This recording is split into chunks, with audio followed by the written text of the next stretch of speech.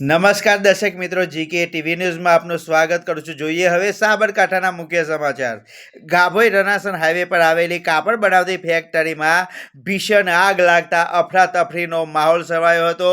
આકાશમાં વાદળછાયા જેવા વાતાવરણ છવાયું હતું અને ગોટે ગોટ ધુમાડાના નીકળતા આજુબાજુના લોકોમાં પણ ફફડાટ ફેલાયેલો જોવા મળી રહ્યો હતો.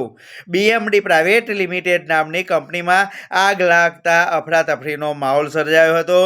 આગ લાગતા આકાશમાં આગના ગોટે ગોટ ફરી વળ્યા હતા. હિંમતનગર મોડાસા ફાયર બ્રિગેડને જાણ કરવામાં આવી હતી. ફાયર બ્રિગેડ તાબડતોડ રવાના થઈ હતી. 1 કલાકથી ભીષણ આગ પણ હાલ યથાવત જોવા મળી રહી છે. શોર્ટ સર્કિટના કારણે આગ લાગ્યાનું અનુમાન સેવાઈ રહ્યું છે. ત્યારે ગાડીના સીટ કવર માટે વપરાતા કાપડ બનાવવાની ફેક્ટરીમાં આગ લાગતા ભારે નુકસાન થયું હોવાનું પણ પ્રાથમિક જાણવા મળી રહ્યું છે. ત્યારે વધુ વાત કરવામાં આવે તો સાબરકાંઠા જિલ્લાના ગાભોઈ રનાસણ હાઈવે પર આવેલી કાપડ બનાવતી ફેક્ટરીમાં ભીષણ આગ લાગી છે. આગ લાગતા અફરાતફરીનો માહોલ સર્જાયો છે. બીએમડી પ્રાઇવેટ લિમિટેડ નામની કંપનીમાં આગ લાગતા અફરાતફરીનો માહોલ સર્જાયો હતો. કાળા ડિબંગ વાદળો જેવા ધુમાડાના ગોટે ગોટ નીકળતા આજુબાજુ વિસ્તારના લોકો પણ અચંબામાં મુકાઈ ગયા હતા.